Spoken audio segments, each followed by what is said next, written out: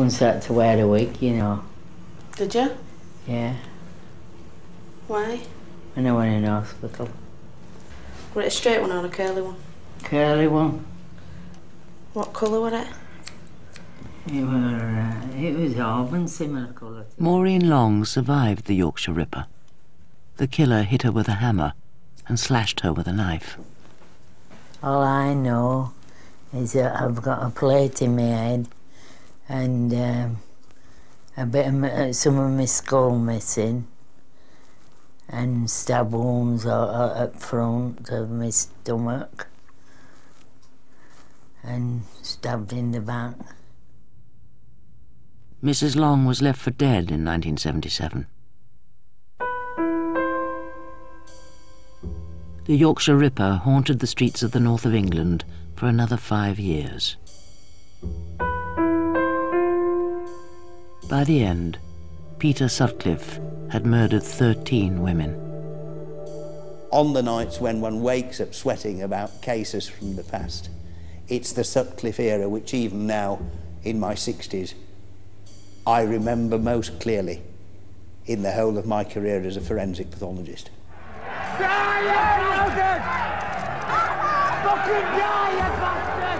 It was the biggest manhunt in British criminal history.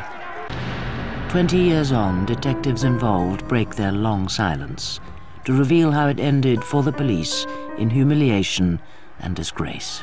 Even to this day, you're always thinking of what might have been, what you might have done, where you could have gone. Could you have done things any different? I'll live with that for the rest of my life. I'll live with being a party to the wrong decision. All along, the identity of the killer lay hidden in police files. Interviewed 9 times, lost in the system. Peter Sutcliffe, free to kill again.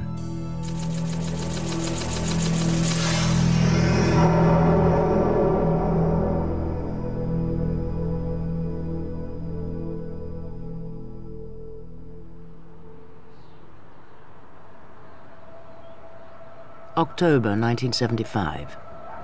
The Prince Philip playing fields in Leeds.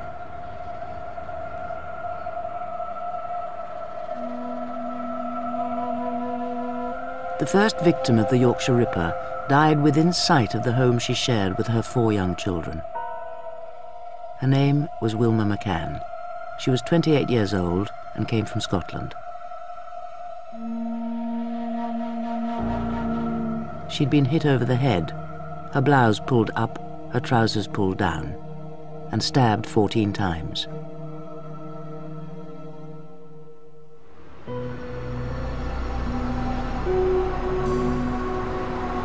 January 1976, 3 months later. Another Leeds woman got into a car with a man who said he wanted to pay her for sex. He drove her to an industrial wasteland, now buried beneath the inner city motorway. Her name was Emily Jackson. She was a married woman of 42 and a mother of 3 children. This time, the killer left a single clue, a boot print on Mrs. Jackson's leg. As West Yorkshire police launched a second murder hunt, newspapers were already calling the killer Jack the Ripper.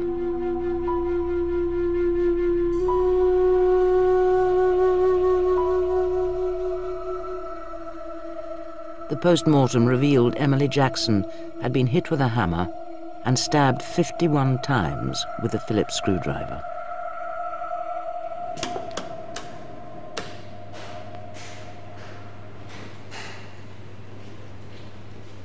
Michael Green has just retired as Professor of Forensic Pathology at Sheffield University. As deputy to the Home Office pathologist David G., he was involved in the hunt for the Yorkshire Ripper from the outset and helped identify the weapons the killer used. Well, these are all of them ordinary tools that one will find around the house, but on examination of the injuries at first, no clear pattern emerged. Subsequently, of course, it became obvious that a pattern was emerging of 2 or 3 heavy blows, usually to the back of the head, curved laceration through the skin, round depressed fracture underneath it, would produce quite severe brain damage, immediate unconsciousness, and death will occur fairly shortly afterwards. And so the hammer rapidly became a trademark. The dead women were both prostitutes. As their confidential telex made clear, West Yorkshire police made the obvious deduction. Motive appears to be hatred of prostitutes. It meant they discounted assaults on women who were not prostitutes. Women who had already given photo-fit descriptions of a bearded attacker. Wakefield, 1972. Bradford, 1975. Keighley, 1975. And then Leeds, 1976. A photo fit from Marcella Claxton. 4 months after the second murder, Marcella Claxton came out of a party in Leeds and got into a car with a stranger.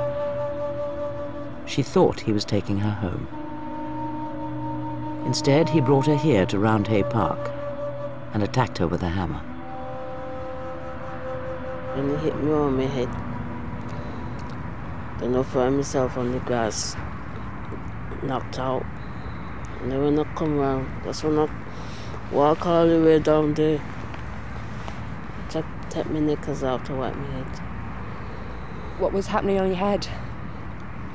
Clods were coming out of my head, big piece of clods. My head was bleeding, and I was 4 months pregnant as well. What happened to the baby? I lost that. In pitch darkness, Marcella Claxton staggered half a mile to the road, clutching her knickers to her head to staunch the blood. She reached the phone box. She called an ambulance. But the police never included Marcella Claxton in the Ripper case. They discounted her photo fit because she wasn't a prostitute and hadn't been attacked with a knife.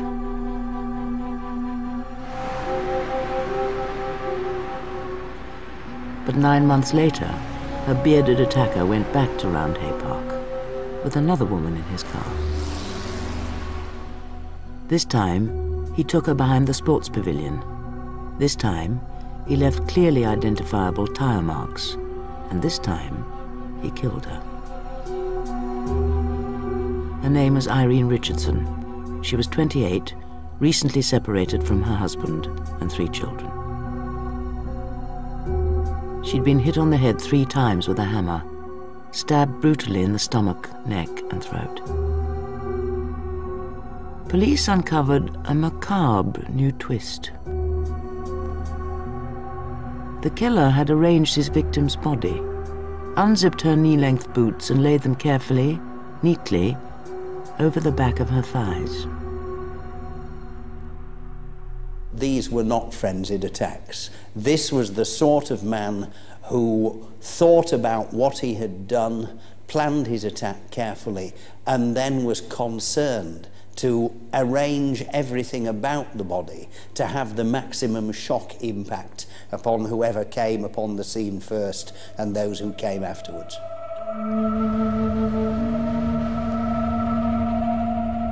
Police in Leeds were now dealing with a serial killer who had murdered 3 women.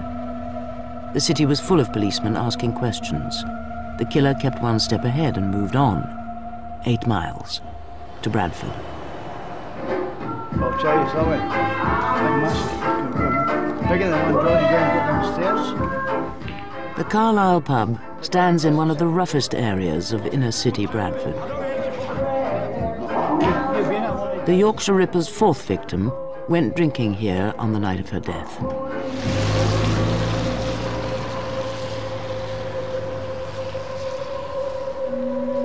She got into her killer's car outside the pub.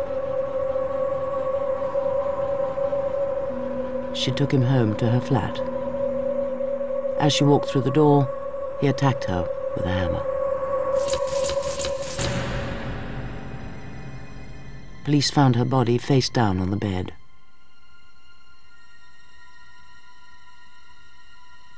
Her name was Patricia Atkinson. She was 32. Her killer left a boot print on a blood-stained sheet.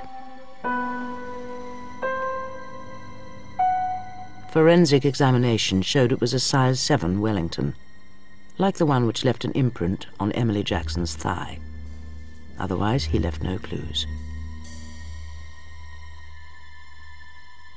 The identity of the killer of 4 prostitutes in 18 months remained a mystery. Then the 5th body was found. She died in the children's playground at Reginald Street in Leeds. She was not a prostitute. She was a shop assistant, and she was only 16.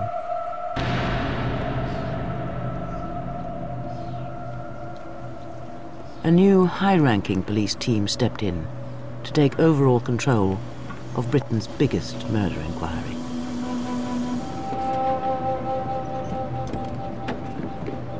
For Detective Superintendent Dick Holland, 4 years at the top of the Ripper hunt began here, on Sunday, the 27th of June, 1977, when 2 young children found the body lying face down in a corner of the playground. The girl was laid there. She'd been attacked and obviously mistaken for a prostitute.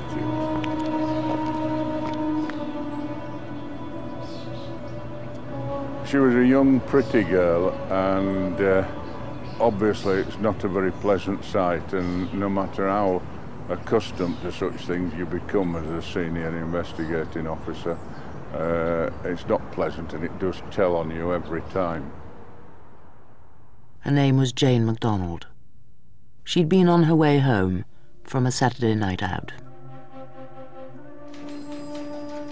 All the separate murder hunts now came together into one incident room under Assistant Chief Constable George Oldfield, West Yorkshire's top detective. 5 women were dead, but for the general public in Leeds, it was the death of 16-year-old Jane MacDonald which hit the hardest. What sort of a girl was she? Beautiful, well-mannered, cheerful, always a smile for you. And not like any of the others. She wasn't a bit like any others. She wasn't in their category at all. It's just shocking for a young lass like that. She was beautiful.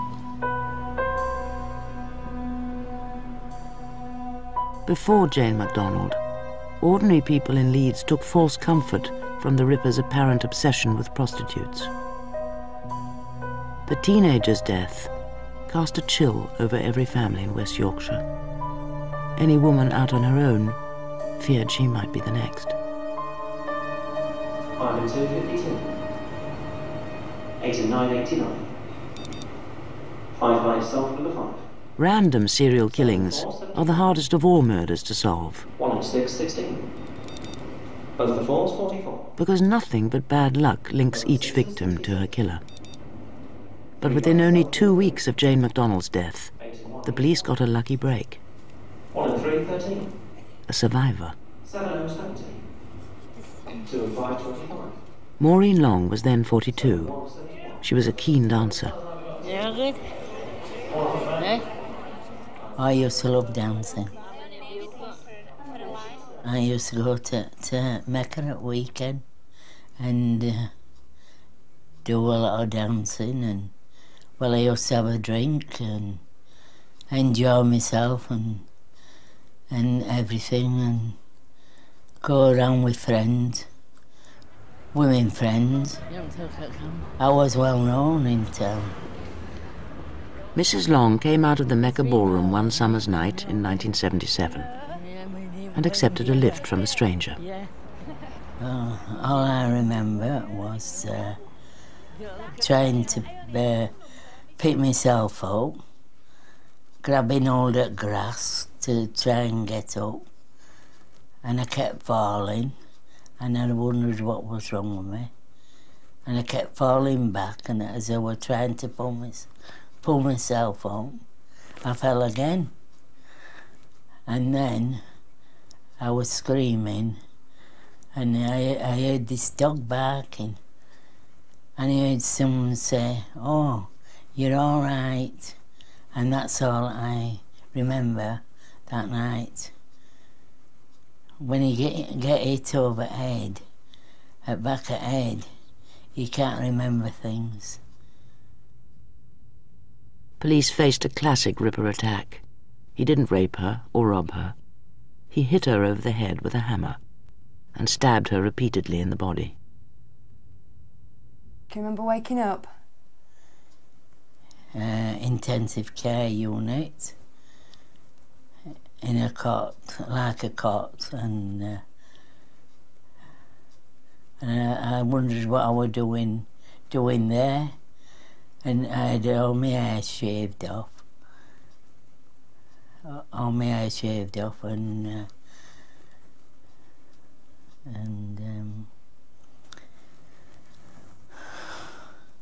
Did you know what had happened to you?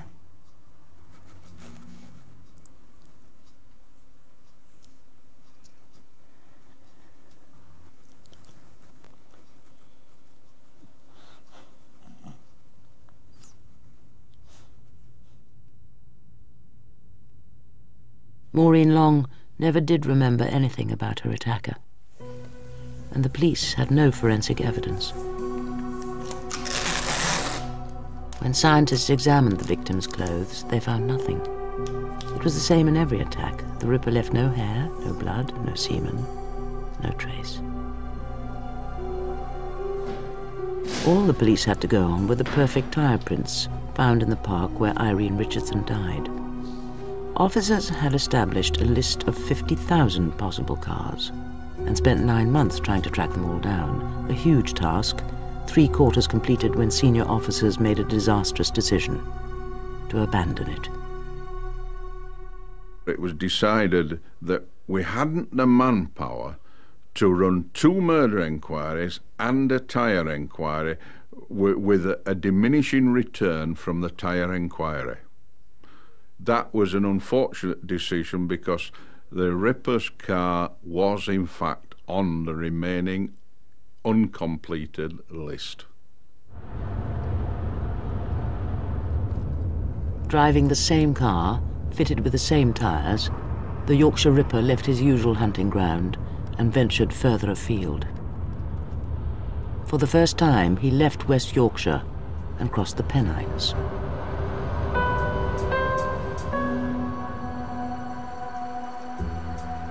In Manchester, he made his first mistake.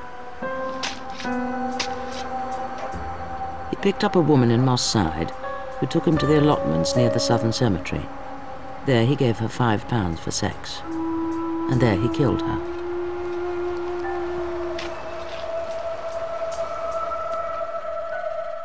Her name was Jean Jordan, 21 years old, mother of 2 children.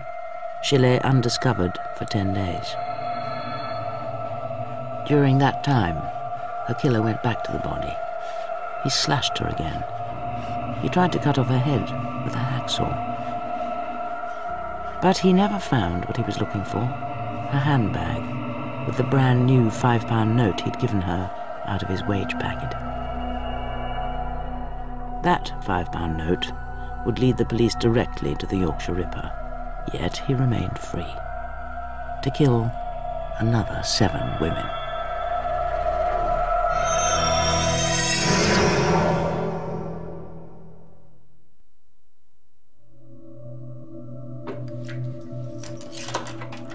Manchester police traced the brand new £5 note recovered when a passerby found Jean Jordan's handbag.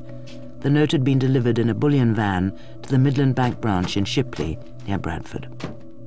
Well, the police turned up one day, the detectives, wanting us to help them trace this £5 note, which apparently they thought had come from Shipley branch, connected with the Ripper.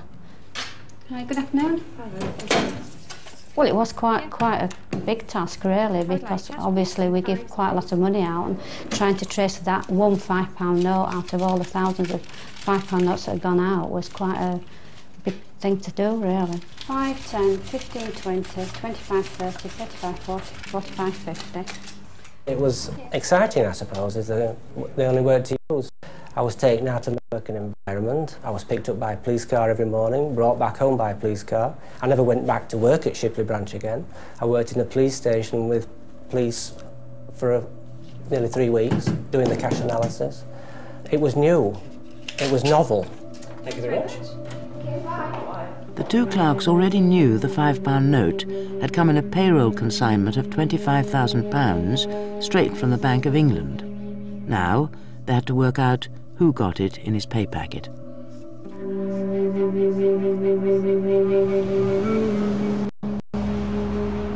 It took them only 2 weeks to narrow it down to 34 local firms, employing a total of 8,000 people. Among them, a lorry driver called Peter Sutcliffe, a married man who just bought his first house. Within weeks of the death of Jean Jordan, he was visited twice by Manchester detectives asking about the £5 note. His wife and his mother both gave him an alibi. They said the family had all been together at their housewarming party.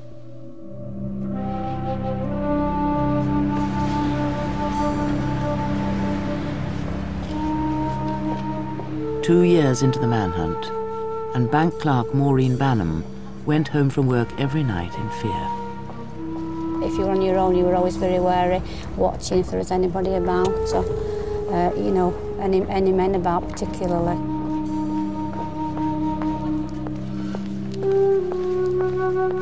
Six women had died. Every woman in the north of England felt the threat.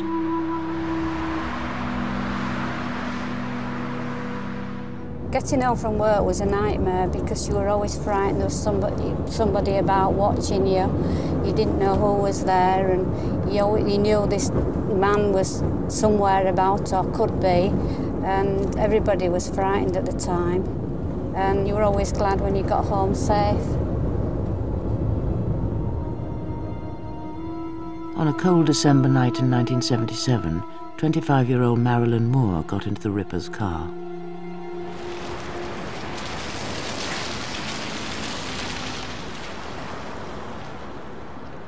Marilyn Moore survived the attempted murder on rough industrial ground in Leeds.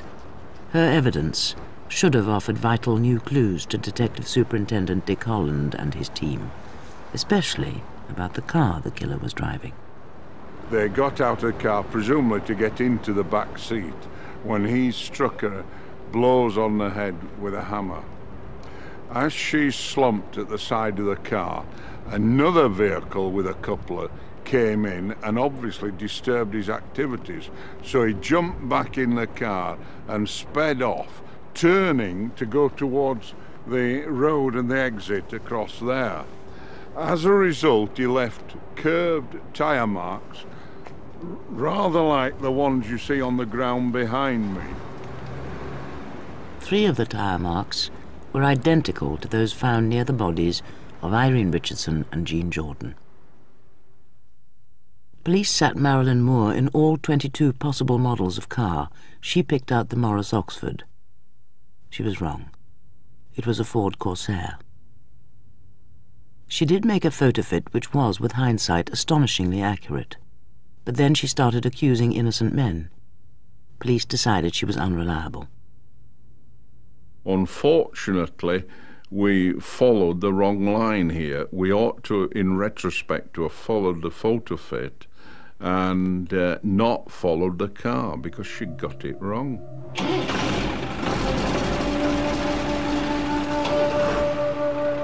And so the lorry driver from Bradford remained free. Under the pressure of running 6 difficult murder investigations in 2 years, the police were making mistakes, abandoning the tyre inquiry, ignoring the photo fits.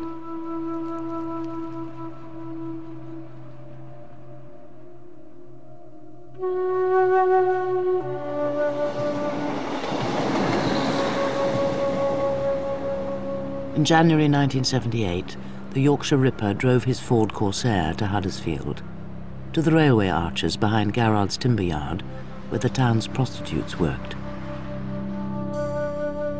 Her name was Helen Ritker. She was 18 years old and had been reported missing by her twin sister.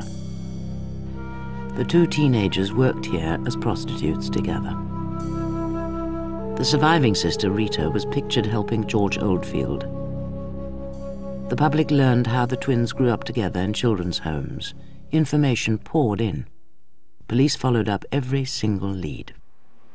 On the evening that she met her death, there was a brown van in the area. He followed Helen Ritker's sister and watched what they did, because his kink in life was following prostitutes with the clients and watching their act if it was outdoor. Now, if he'd chosen the other sister only 2 or 3 minutes earlier to follow, he would in fact have witnessed the murder. But unfortunately, he followed the wrong twin. Just bad luck.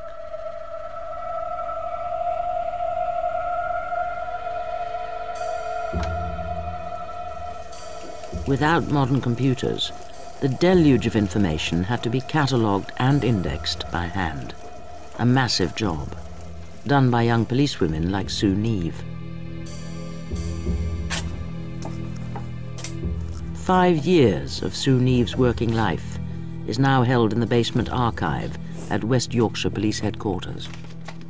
Initially, we worked around what we called a wheel, and that was in the centre of the desk. 4 indexes could be sat at each corner, and we could spin it round and pick up the cards. But when the wheel became full, then we had to move to these wooden boxes, and they were filed in, well, still in the alphabetical order of surname in the boxes. One drawer here with, I don't know, there'll be upwards of 1,000 cards in, I'd say, and we've got 138 of these boxes, all indexed manually. An awful lot of work, but it was a manual system and it was the only one available at the time, and yes, everything seemed to work fine. It was just the quantity of the work that nearly swamped us, really. 7 dead now. There was a public appeal to help raise a £30,000 reward, and a television appeal directly to the murderer. I want to appeal to you to come forward and give yourself up. I mean, we may be prostitutes, but we still have a life. I think you've taken enough lives already. I want to talk to you this evening not as a psychiatrist, because I've never met you, and because probably a psychiatrist is the last kind of person you want to see. I do want to ask you to give yourself up. You've no future while you're on the run, and in the end you will be caught. And the longer you wait, the worse it will be. I want you to pick up the phone, not tomorrow, not next week, but now, and tell the police who you are. Give yourself up, now. But he had already killed again. Another victim lay undiscovered on wasteland in Bradford. A woman who died here 10 days before Helen Ritker. Her name was Yvonne Pearson. She had gone missing from her home in Bradford in January 1978. Her decomposed body turned up under a settee 2 months later on Easter Sunday. Mrs. Pearson's death was the most violent of the series up to that point. The skull was stove in. Whatever had been used, it was not a hammer. There were no stab wounds of the chest, but on the other hand, there were bruising injuries to both the chest and trunk, which extended internally. Could have been somebody kneeling on the chest, could have been somebody stamping on the chest. But, as I say, these were serious injuries, not just serious head injuries, but the full weight of the assailant had been used in some way from the neck down as well. You know, I would have thought the prostitutes would have been on the run. I would have thought they would have been leaving this area in dozens and dozens. There's no real evidence to support that that is so. They are staying and they are still walking the streets, and unfortunately they aren't being very intelligent about it. Trevor Lapish was the new head of Bradford CID. The man that was involved in this series had to be a complete sadist. I mean, he was picking victims at random, didn't matter whether they were innocent girls, prostitutes, or whatever.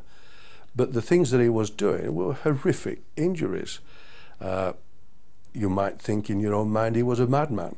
But then, of course, you looked at the facts and looked what sort of evidence he was leaving behind, and he wasn't a bad man at all. He was a cool, calculating individual that was getting a great thrill in what he was doing, a sexual thrill. And the real thing that bugged you was that you were getting no further forward with it. While Yvonne Pearson's body still lay undetected, police headquarters had received an intriguing letter with a Sunderland postmark. Writing personally to George Oldfield, the letter said, "I'm sorry I cannot give my name for obvious reasons. I am the Ripper. Warn whores to keep off streets. Old slut next time, I hope." But it was what he didn't say that worried Trevor Lapish. What disturbed me, and in fact convinced me completely, that if in fact the perpetrator of Yvonne Pearson was the person who'd done all the rest, Yvonne should have been in that letter. She wasn't. And I had grave doubts that in fact the perpetrator of the crimes was the same person who was sending the letter to George Oldfield, and let Mr. Oldfield know my thoughts on the matter. But George Oldfield had a compelling reason to take the letter from Sunderland seriously. "Up to number 8 now," the letter said.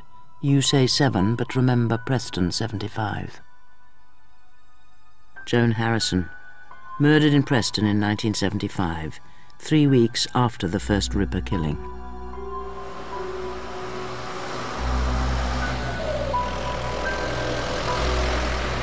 The 26-year-old was found battered to death at these garages.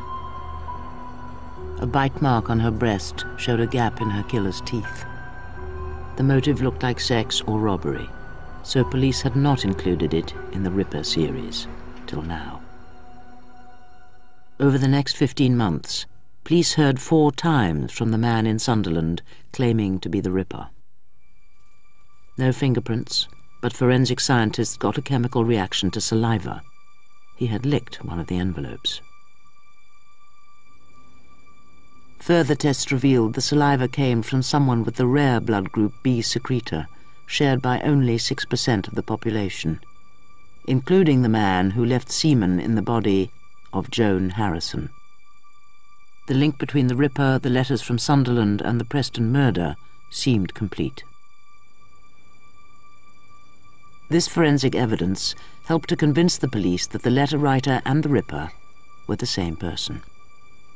But when, much later, Peter Sutcliffe's blood was tested, he had a different blood type, B non-secretor. So someone else wrote those letters, someone else killed Joan Harrison, crimes which have never been solved, crimes which led the police disastrously astray. We thought the letters were genuine. He had, first of all, mentioned Harrison. He had mentioned the number of murders, and the next one would be an old bag in Manchester, or words to that effect. The next one was.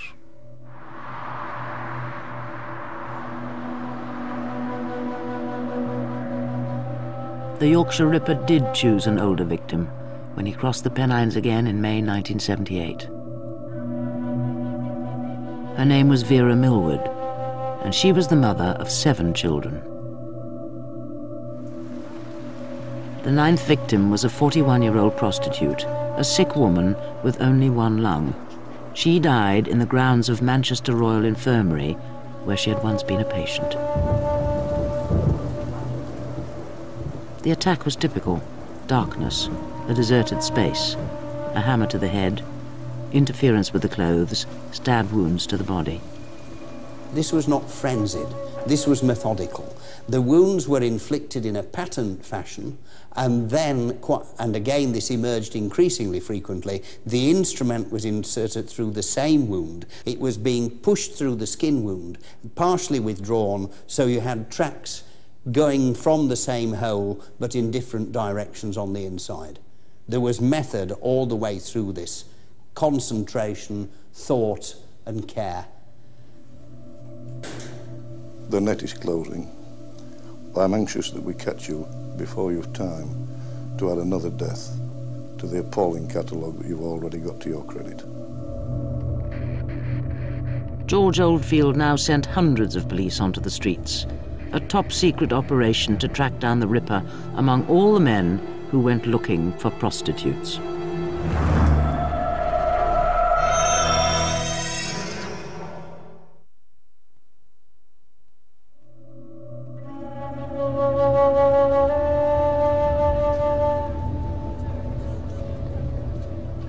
Undercover police tracked 500,000 car movements through 6 northern cities, looking for men who went looking for prostitutes in more than one red light district. Officers used the primitive new Police National Computer, not a database, just a long, long list of car numbers and their owners.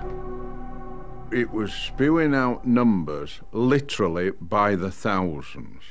And they were in no order other than the time order of appearing in the prostitute areas. So if we wanted to check up and get the information about the movements of one particular vehicle, we had a huge roll, rather like a long 15-inch wide toilet roll, to roll out literally the whole of the way across the Millgarth incident room floor, and people on their hands and knees searching for one particular vehicle. We were utterly amazed, as the figures have shown, with the number of vehicles of men who were punting in prostitute areas.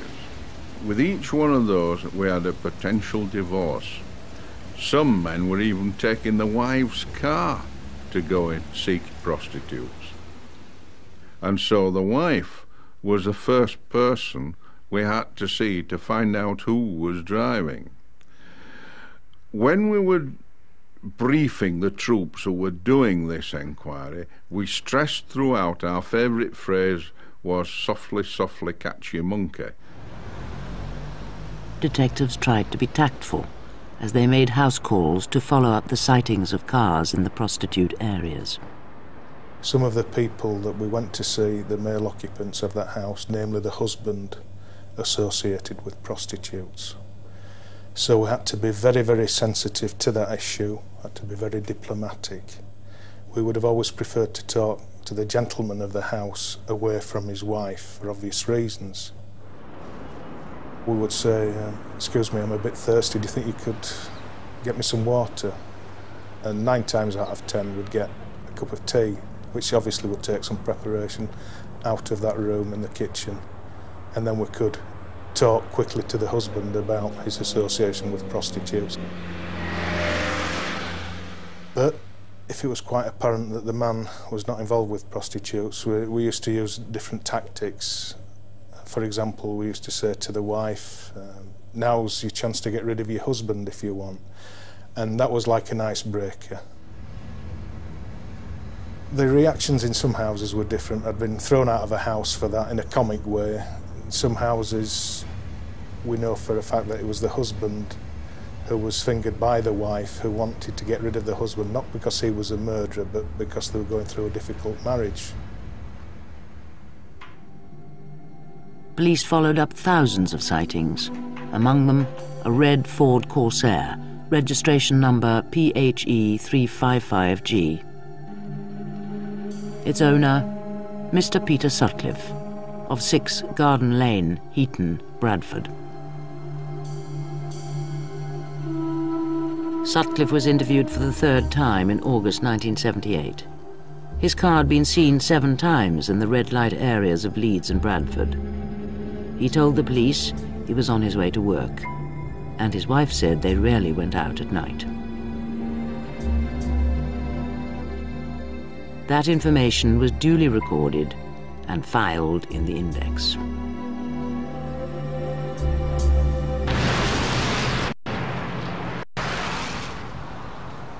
The following spring, a building society clerk was walking home from her grandmother's late at night across Savile Park in Halifax. She was the 10th victim. Her name was Josephine Whittaker. She was 19. She'd been bitten by a man with a gap in his teeth.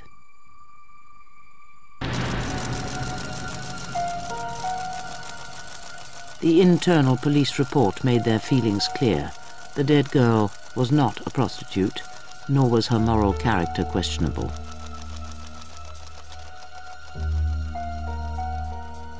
There is no difference in the eyes of a senior investigating officer whether she's a prostitute or a completely innocent victim like Josephine. The job is exactly the same, but the feelings are deeper.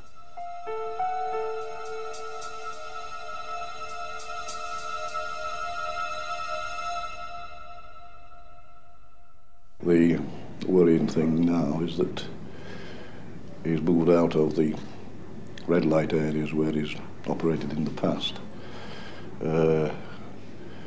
which makes it now that any woman is at risk. I was working at Millgarth Street Police Station then, and I spoke to my mother on the phone who lived at Halifax, and she said, hey, a body's been found on the moor in Halifax, a building society girl. So that hit me more because I'd worked at Halifax Building Society prior to joining the police, and when I realised where she had been found, it was considered the best area in Halifax, and the thought that someone walking alone on that moor could be murdered, I just wouldn't have believed it, so it really brought it home to me, just that this man just struck anywhere on anybody. The murder of Josephine Whittaker meant once again all police leave was cancelled, and morale was high as Detective Superintendent Dick Holland was called back from holiday to take charge. And there were these approximately 150 officers all assembled waiting for Dick Holland to come and brief us on this new inquiry. Dick Holland came through the door, and I could not believe the rapturous applause and adulation that man got, myself included, as he entered that chamber. It was remarkable. The only thing I can liken it to was like the Roman cavalry returning from defeating the barbarians and the Roman soldiers banging the shields with the swords. It might sound a corny analogy, but that's how I saw it, like a great leader returning to lead his troops. Any murder inquiry is not pleasant. 10 is 10 times worse. But you just have to keep your nose to the grindstone. You've got to keep the troops at it and try and show the same enthusiasm when you're dealing with number 10 as you had when you first came into number 1. The killer of Josephine Whittaker left behind some excellent clues. Another set of size 7 boot prints, this time clearly showing the right boot more worn than the left. And forensic scientists identified globules of engineering oil in the blood from some of her 25 stab wounds.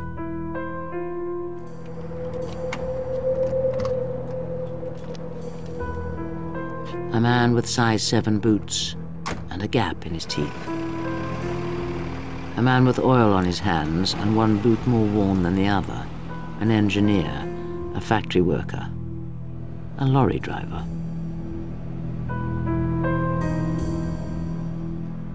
No woman in the north of England now went out alone at night if she could avoid it. When we went across to the car park, yes, we always went 2, 3 of you together. We knew we could be the next victim as easily as anyone else.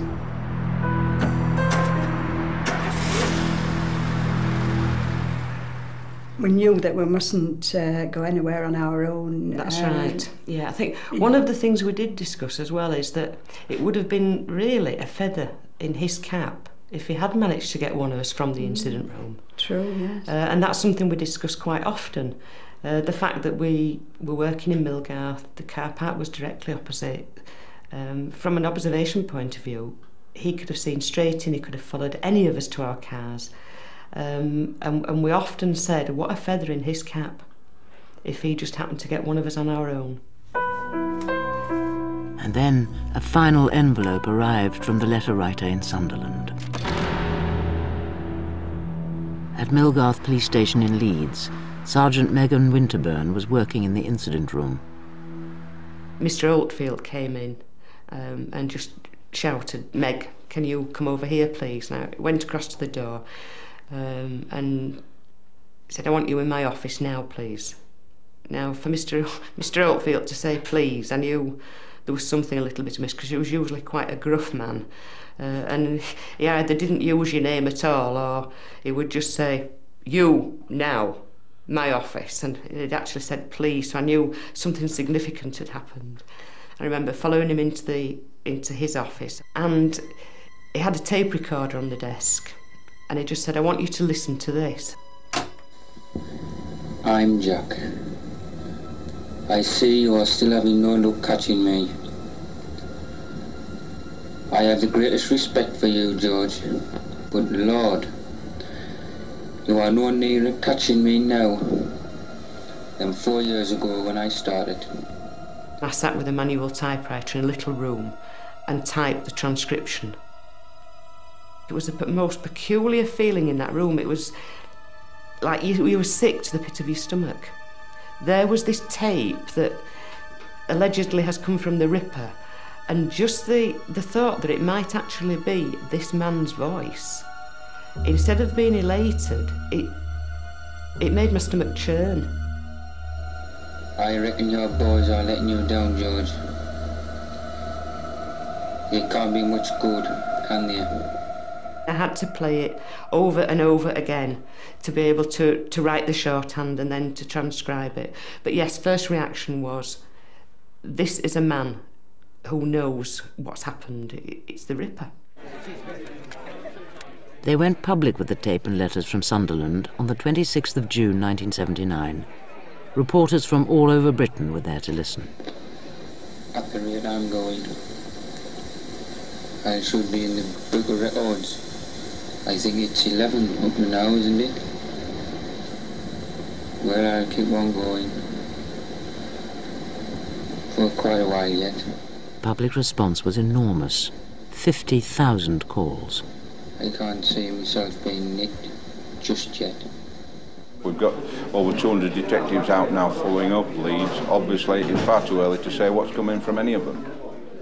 I thought he was taunting us. I thought it was a genuine tape from the Ripper taunting us for not having caught him. The actions, in fact, of a psychopath in that he enjoys the chase and enjoys taunting the investigators. A killer taunting the police, or a hoaxer wasting their time. Desperate for a positive lead and in failing health, George Oldfield got it wrong. For him and Dick Holland, this was the voice of the killer. Obviously, I'll live with that for the rest of my life. I'll live with being a party to the wrong decision.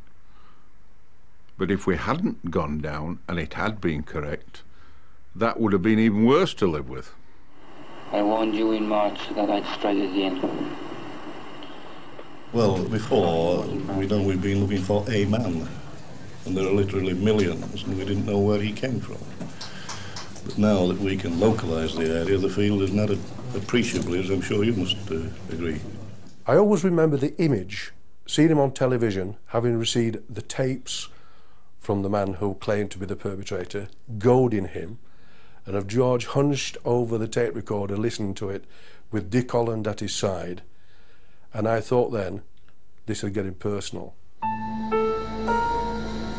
Well, it's been nice chatting to you, George. Yours, Jack the Ripper. There could be only one victor in this personal battle.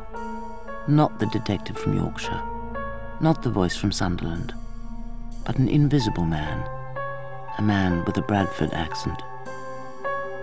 Peter Sutcliffe won 18 more months of freedom, and 3 more women died.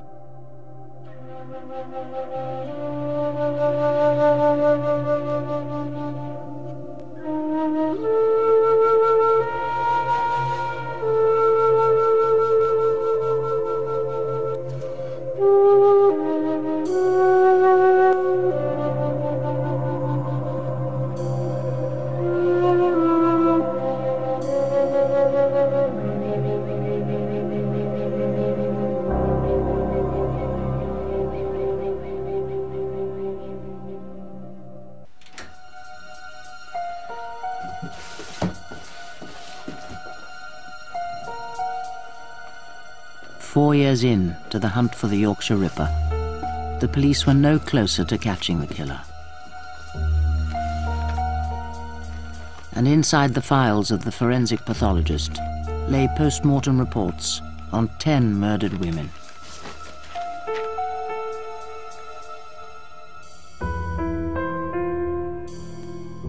People in West Yorkshire began to lose faith in the police.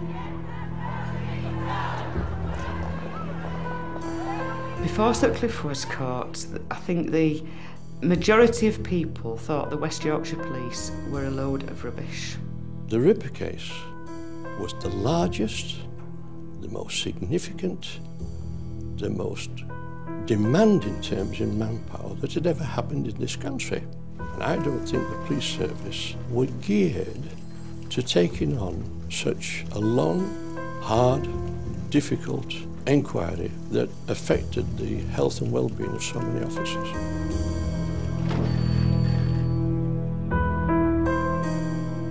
Three more women were to die.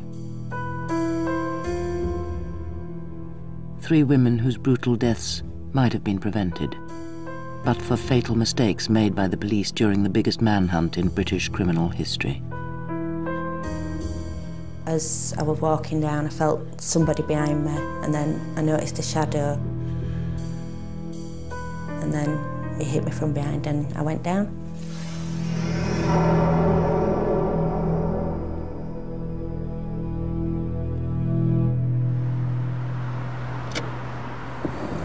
I'm Jack. I see you are still having no luck catching me. I have the greatest respect for you, George, but Lord, you are no nearer catching me now than 4 years ago when I started. In the summer of 1979, the manhunt moved northeast to the banks of the River Wear. A man with a Sunderland accent had sent a tape claiming to be the Ripper. Police called in Stanley Ellis, an expert on regional dialects, to pinpoint the origin of the voice. Well, you see, north of the river distinguishes itself because although it's not Geordie, it's still Wearside. There are some Geordie elements beginning to creep in. September, October. That was a bit more of the Newcastle kind than October that you'd expect to get in Sunderland.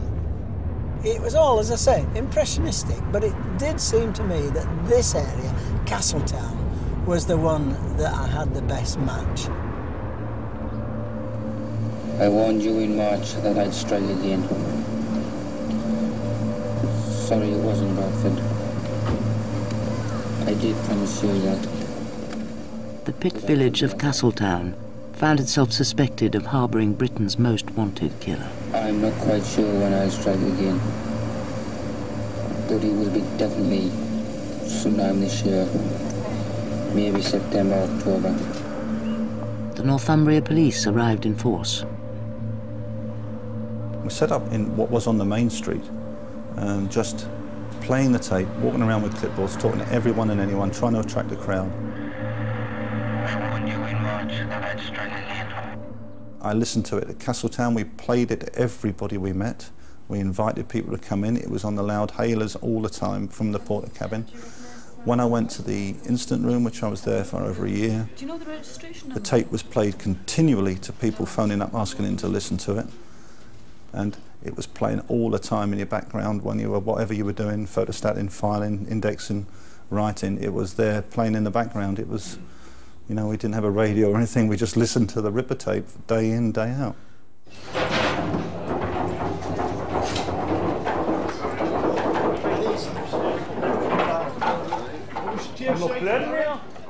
In Castletown Working Men's Club to this day, the bar is strictly segregated.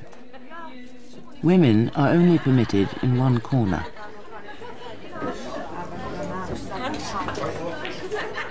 For men and women here, the Ripper connection sowed suspicion and fear. Police questioned everyone. every time you answer a question, it's yes. For example, they said to me, do you travel away? And I said, yes, from time to time. Do you go to Yorkshire? Yes. Do you drive a Ford? Yes. You know, and everything. And by this time you're thinking, hang on, is it me? And of course, with police all over the village, it was a frightening time for everybody. I mean, they could have picked on you, and what could you have done about it? I couldn't remember where I was that particular week. I mean, I was in Bradford as it happened. If they had said, you're the Ripper, how could you prove you're not the Ripper? It was horrible when you had them knocking at your door and questioning your husband, and you used to be terrified, thinking could it be him, or you used to suspect everybody. I mean, if it was supposed to be somebody writing these letters in Castledown, was he in Castledown? Walking about, I mean, made you frightened to go out on the night. Only 5,000 people lived in Castletown, yet nobody recognised the voice. I'm Jack. I see you are still having no luck catching me. Nobody identified the man who sent the letters and the tape. You are no nearer catching me now than 4 years ago when I started. The failure came as a great surprise for the dialect expert Stanley Ellis and his Leeds University colleague Jack Windsor-Lewis. It can't be much good, can you? We were quite sure that its dialect characteristics and its personal characteristics were such that he would be instantly recognised, and therefore he would be found. We were amazed when he wasn't found. Even if you do get near, I'd probably top myself first. It could be that it was a member of your family and you didn't want to grass on them, that sort of thing. And you've also got to remember that this whole community did not want the murderers to be from them. And they couldn't believe that all these murders that were carrying on in Yorkshire had anything to do with the northeast of England. Well, it's been nice chatting to you, George. Yours, Jack the Ripper. George Oldfield, Assistant Chief Constable, taunted personally by the voice, was still sure the tape and letters had to have come from the Ripper. He was wrong, with tragic consequences. 150 officers had now spent a full year checking cars in the red light districts. A black Sunbeam Rapier was seen twice in Leeds, once in Manchester, and 36 times in Bradford. The police national computer revealed the name of its registered keeper, a Mr. Peter Sutcliffe.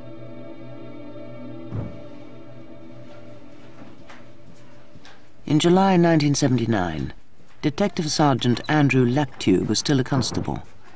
He was sent on a routine assignment to interview the driver. We were always told that it could be the next door you knock upon, the next phone call you get. So you went to that house with an open mind. The next door DC Laptew knocked on was number 6 Garden Lane, Heaton, in Bradford. Home of Peter Sutcliffe, a man of 33 with a Bradford accent, and his wife Sonia. They seemed an odd couple. He was a lorry driver, she was a teacher. He was very quiet, she was quite vociferous. The thing that struck me more than anything was the uncanny resemblance to the Marilyn Moore photo fit. The victim who survived, there was an uncanny resemblance. I had bad feelings about the man. He had too many uncanny links with what we knew. There was a gap in his teeth. His shoe size fitted the suspect's shoe size. Both my colleague and myself, when we left the house, sort of looked at each other and said, we're not happy with this man. There was something sinister about him, something weird. And there's always your own particular irrational gut feeling, if you like, about a person. Well, I submitted a report about our suspicions. We got the report typed up and we got it forwarded to the incident room, and we brought it to the attention of the senior investigating officer. The senior investigating officer was Detective Superintendent Dick Holland. I don't specifically remember the Laptew report. It passed through me along with many, many others, hundreds of thousands of others, and unfortunately I filed it. Peter Sutcliffe had the wrong accent and the wrong handwriting. It's something I will have to live with for the rest of my life. It shouldn't have been filed. I wish I hadn't done it, but you can't turn the clock back.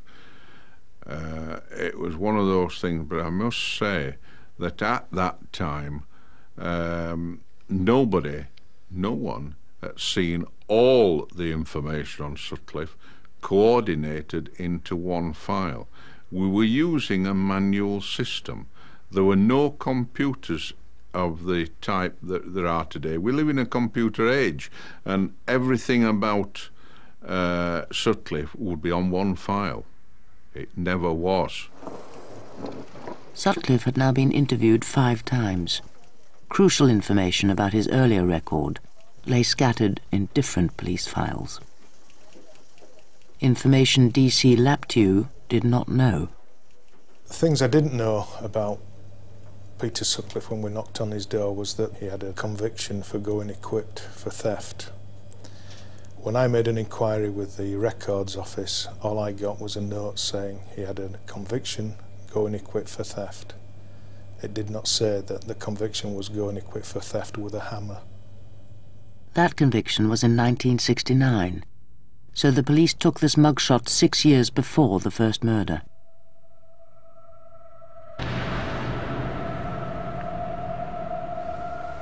In the weeks after DC Laptew put in his report, the killer used his hammer again, in Bradford.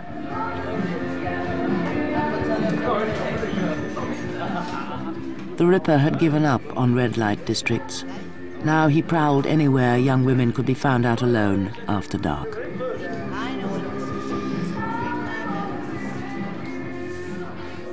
His 11th victim was a student.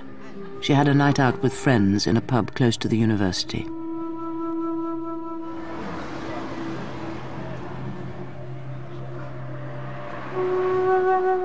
She walked home 200 yards up the main street.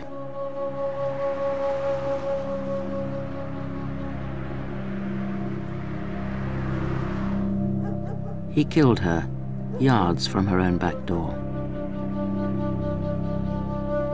Her name was Barbara Leach. She was 20 years old and came from Northamptonshire. He hit her over the head with a hammer and stabbed her 8 times. 11 murders in 4 years. Once again, Detective Superintendent Dick Holland was summoned back from a family holiday. I came into the office still in my holiday clothes and came to the scene here to get the picture as early as possible from the discovery of the body. She'd obviously been attacked, and the body placed under the steps in the corner with rubbish and old carpet piled around her. She was slumped in a sitting position with her clothing disturbed and blood running down from the head injuries. Police faced mounting criticism. For the first time, the Ripper had killed a university student, a clever girl, a middle-class girl.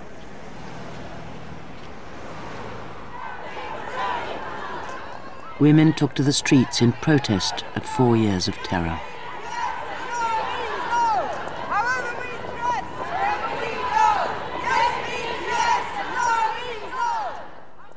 Personally, I took the criticism very badly. Anybody mentioned to me, if anybody didn't know I was a police officer and said, "Oh, it's about time they caught this Ripper. What do the police think they're doing?"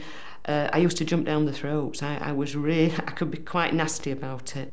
But at the end of the day, the people doing this inquiry were human beings with human feelings, their human frailties, their own vulnerabilities. But on top of all this, they had a job to do, and to be criticised and kicked in the teeth for it as well, it was hard to take. Yeah. Overwork and hard drinking had already ruined the health of George Oldfield. He was a man of few words, and he could be a very harsh boss who would keep you going all night, sometimes till 4 or 4:30 in the morning, and expect you back on briefing at 9 o'clock the same morning. But he drove himself just as hard and stuck at it the same. I suppose you can say that in retrospect. It told on his health, and I think eventually killed him. George Oldfield recovered from his first heart attack, but his time in charge of Britain's biggest manhunt was over.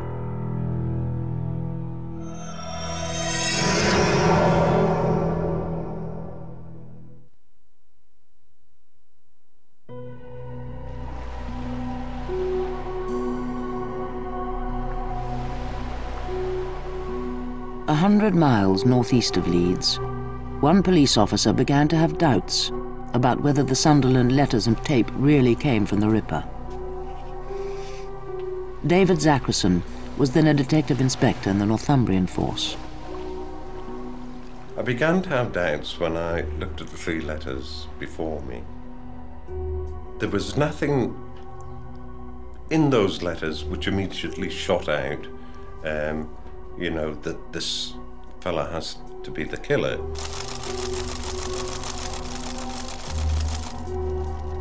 The unpublished full text of the letters had been circulated confidentially inside the police.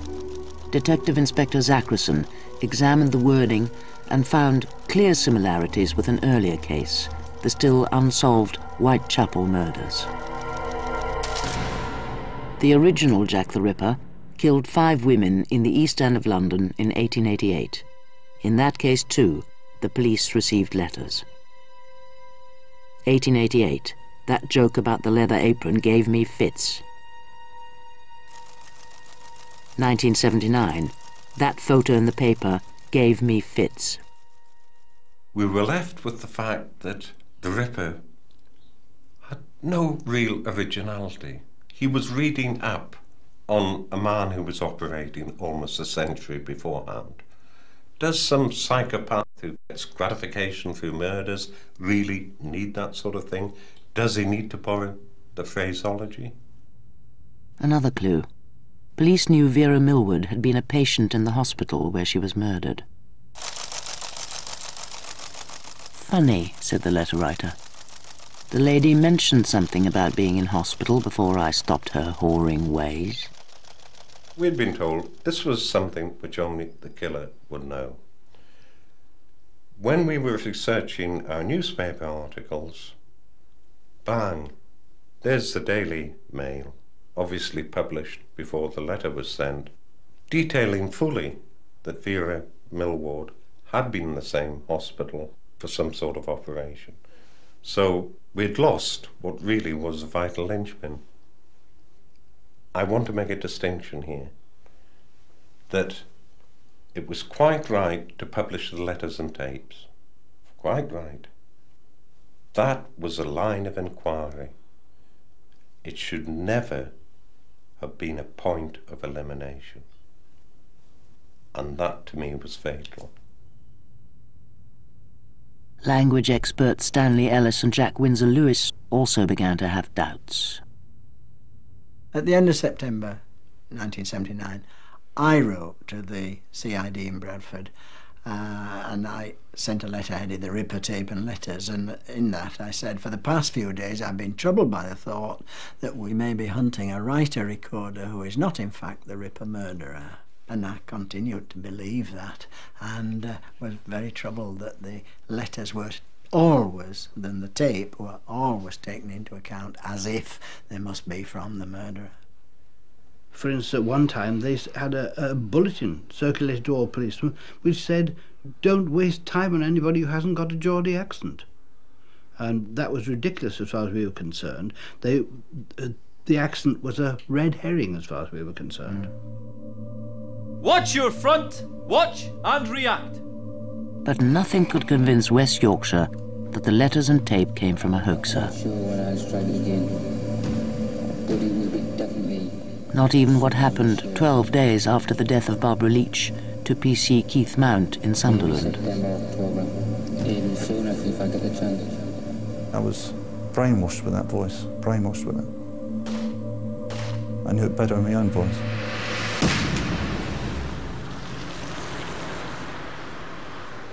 I was in the office by myself, and then the phone went for the millionth time. So I picked up my pen, and there was a pad by the phone. Picked it up. Police Instant Room, Sunderland, can I help you? And then this voice came on, and I thought, well, shit, this is the Ripper. This is the man. And the hairs on the back of my head stood up. And he's just saying, tell him it's a hoax, the tape's a hoax. The hoax had disappeared. He's never been caught.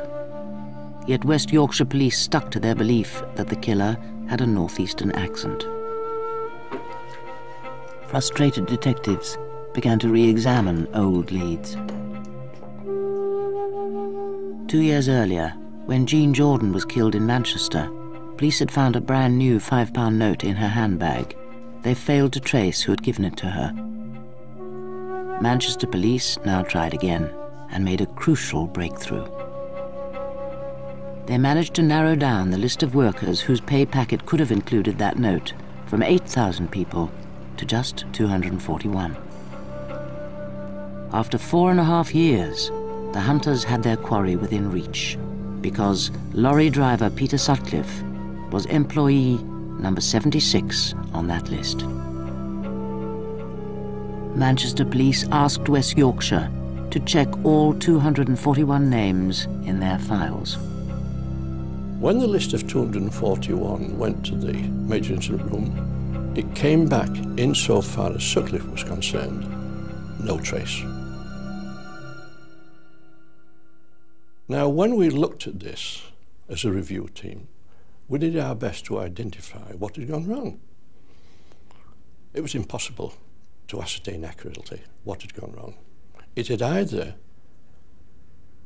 been mistakenly searched and Sutcliffe had been missed even though he was in the indices, but probably his papers were out of the manual system without the card being in the manual system to say that his papers were out.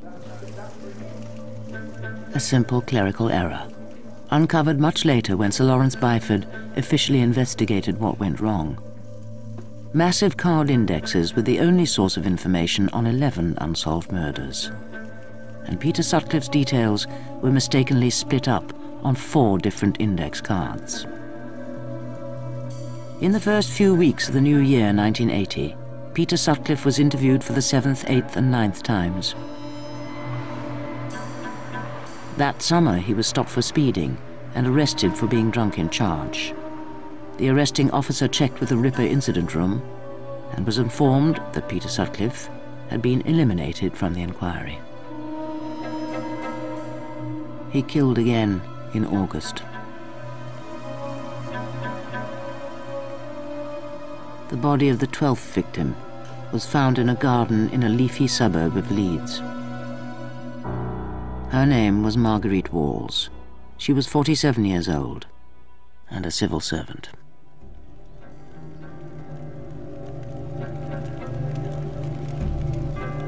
On Bonfire Night, 1980, 5 years after the first murder, the Ripper went back to Huddersfield. He'd killed there before, the 18-year-old prostitute Helen Ritka, murdered in the red light district. This time, he chose an ordinary housing estate. His victim, a teenage mother. She'd walked 100 yards to the shops for a packet of cigarettes and was on her way home to her baby and her boyfriend.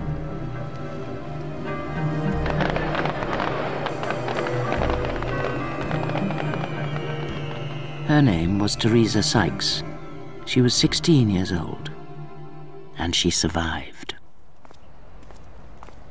When you're 16 and you don't even think about it, which I appreciate I didn't.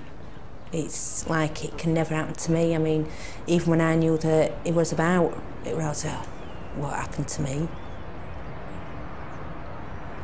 just before I got to the lamppost up there, and then once I got under the light, I looked round and he was behind me, and I looked at him and he looked at me, and it was sort of like a couple of seconds, and he walked off down the path, and then obviously I thought, yeah, it's all right, it's gone, and I carried on walking, and I'm walking down here, and I got like just past the second light and noticed the shadow on the floor. Didn't hear anything, just the shadow, so I knew it was still there, but I still got the feeling that there was somebody behind me, and when I saw the shadow, that's what really frightened me. I couldn't run. I couldn't do half the things that you always think, yeah, you can do, and I couldn't do it. So I grabbed hold of the gate, and that is when he hit me. I started screaming. I can remember screaming, and then I can remember the steering footsteps running, and then the next door neighbour came out, and then took me in the house, and I still didn't realise I was really hurt until I actually got in and saw blood. How close to home were you? My home's there, I can see it from here. Detective Superintendent Dick Holland lived only 1.5 miles away. We were only minutes behind him with dogs on the scene pretty quickly. He ran down here and somehow got it. We don't know exactly his route into the back alley, but the dogs picked up scent in the back alley. And in fact, my daughter at that time was living there, next to the passage, right under the scene. So incidents like that do have a personal touch.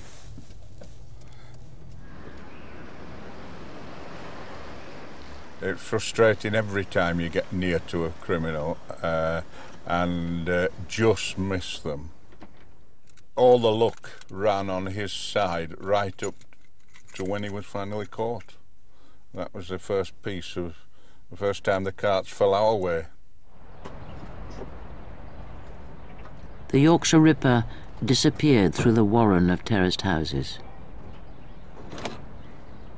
In 5.5 years, this was the closest Dick Holland ever came to his quarry.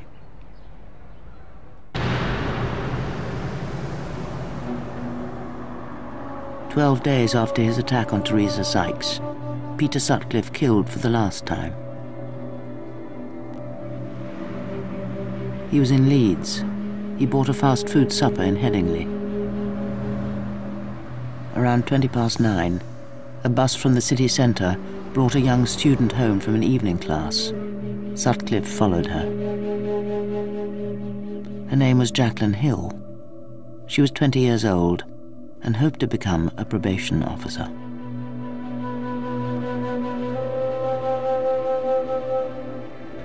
I have always held the view that this man will continue to kill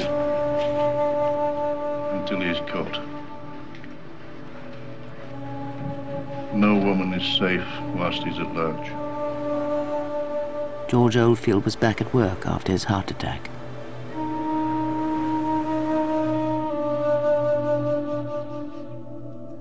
Jacqueline Hill, the 13th victim, was buried in her home village of Ormsby near Middlesbrough.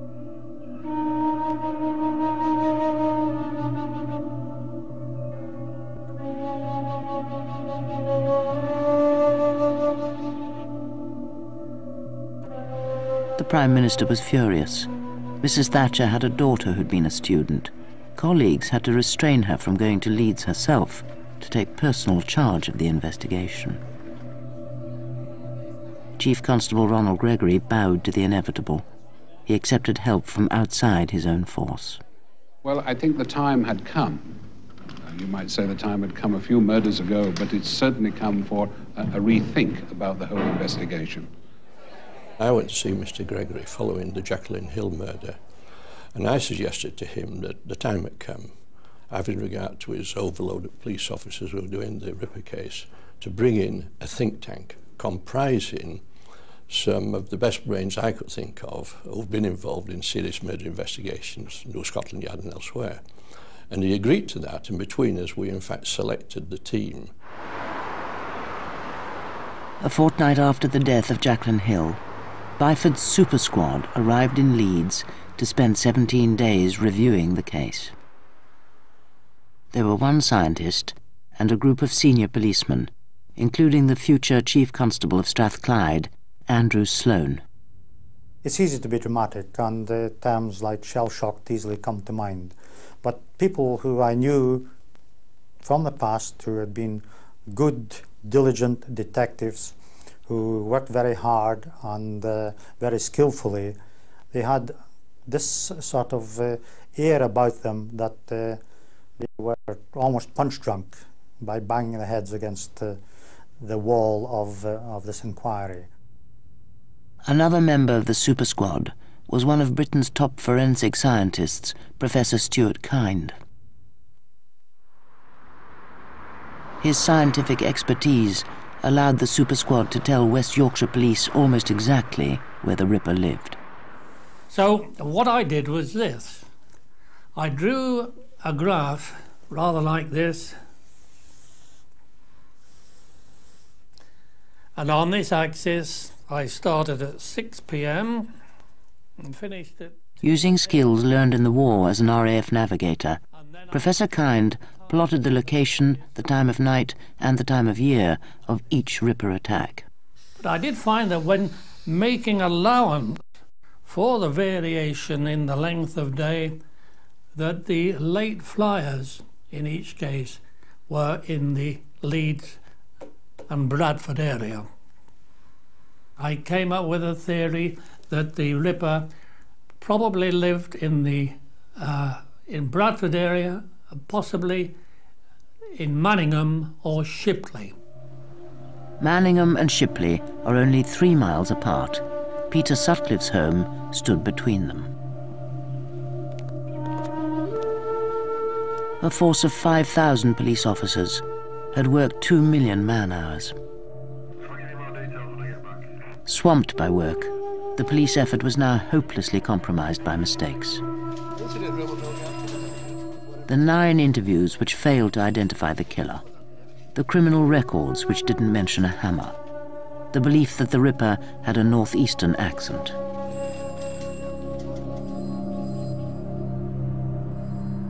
In 5.5 years, the killer had made only one mistake, when he left a traceable £5 note in a victim's handbag.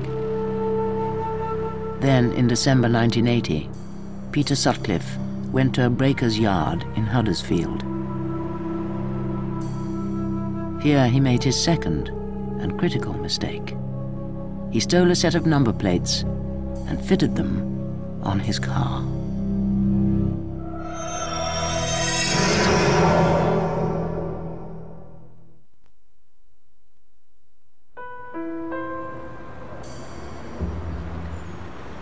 Christmas 1980. 13 women were dead. Rumours that the killer would strike again kept many women off the wintry streets. So the Yorkshire Ripper left West Yorkshire and drove south.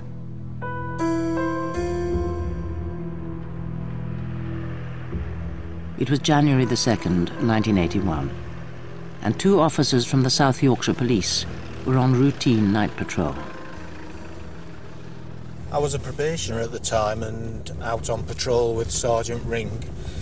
He'd asked me if I'd done a prostitute file, process one for court, and I told him no, so he says, well, we'll go and see if we can find one. He drove onto Melbourne Avenue, which is this road, and as we were approaching Light Trade's house, he said, there's one there, just pointed. We drove straight up the driveway and parked directly in front of the Rover car that they were in.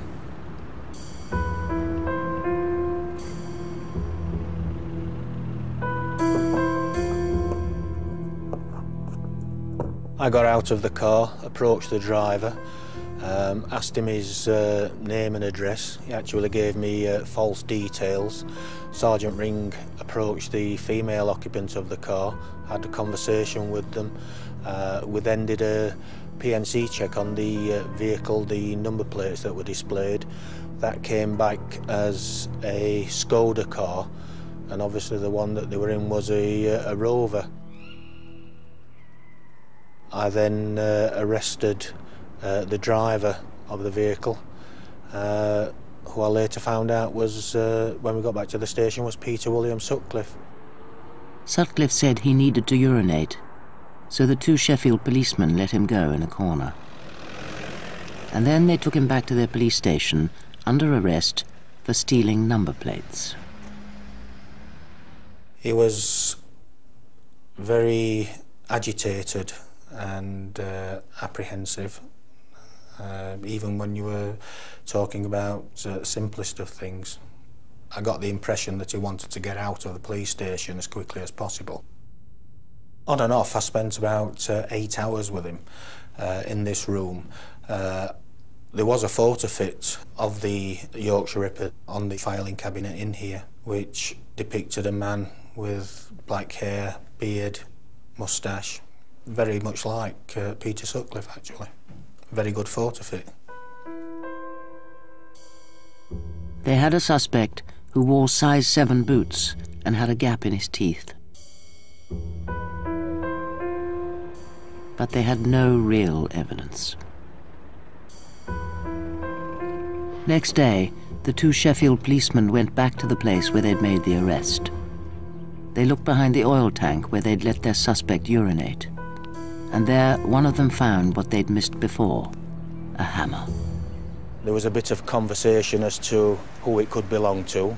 He was saying that it could belong to the handyman, because there was an oil tank at the side of where it was. And that's when I stood on the wall and shone the torch down and said, well, the hammer might belong to him, but who does the knife belong to? And after that, we knew that the person we'd arrested was the man who was commonly known as the Yorkshire Ripper.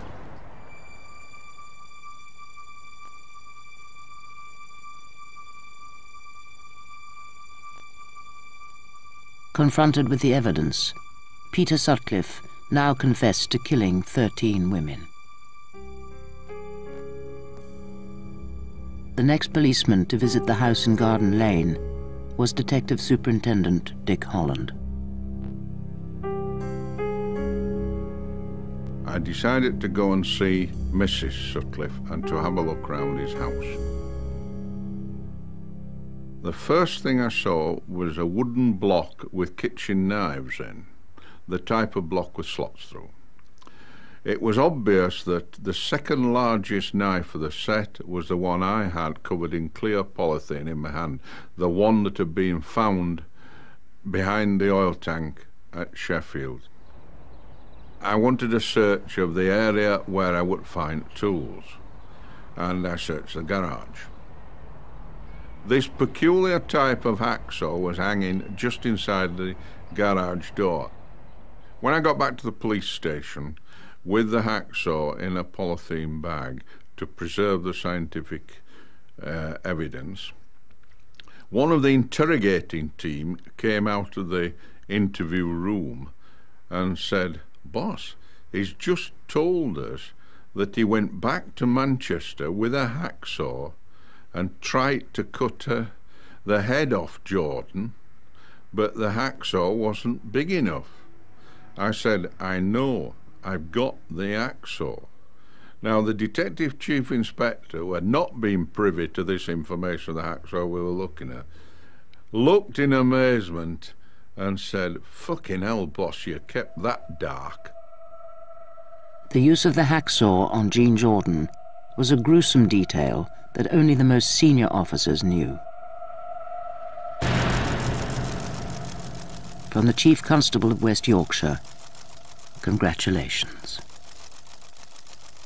It was common knowledge, I think, that Mr. Gregory said that whichever officer arrested Peter Sutcliffe would be promoted, no matter what rank. But obviously I'm not in the West Yorkshire Police, I'm in the South Yorkshire Police. I hadn't passed my exam, I was still a probationer, so it never happened. A man is charged with a Ripper murder.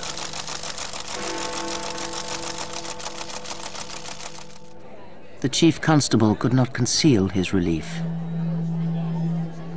Ronald Gregory announced the arrest to the world's press, with George Oldfield at his side. We are absolutely delighted with developments at this stage. Absolutely delighted. Can you all smile? Really delighted. George is delighted as well.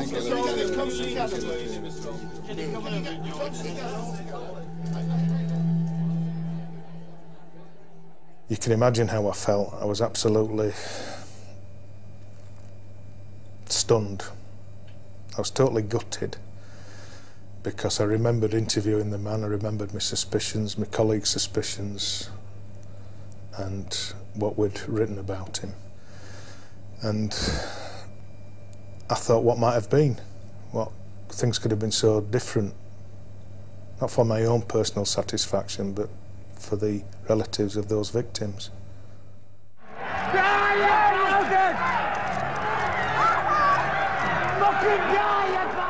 A crowd of 2,000 people greeted Peter Sutcliffe's first court appearance.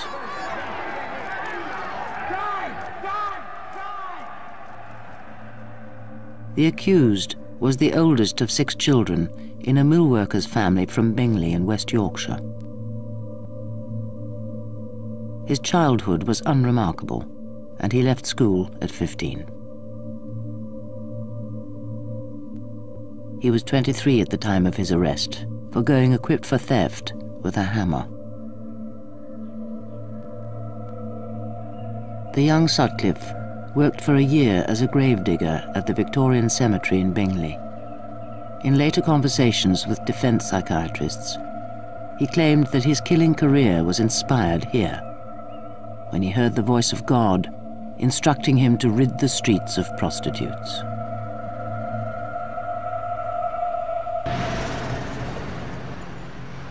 The Old Bailey jury did not believe him.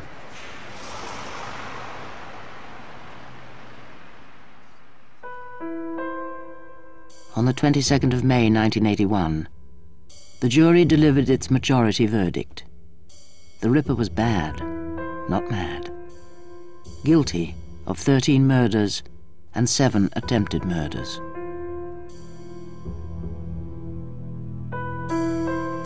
Sonia Sutcliffe's husband received 20 life sentences, and the recriminations began. My inquiry was not there to produce scapegoats, so much as to produce the lessons for the future. Sir Lawrence Byford was instructed by the government to investigate what had gone wrong. He found the officers and their filing system were hopelessly overwhelmed. The Byford team asked for all 77 photofits, provided by victims and witnesses, to be collected together in one room. We walked in through the door, and all the pictures are up on the wall, and it was like a blow in the stomach almost to recognize immediately that there was Peter Sutcliffe looking at us from these assembled pictures.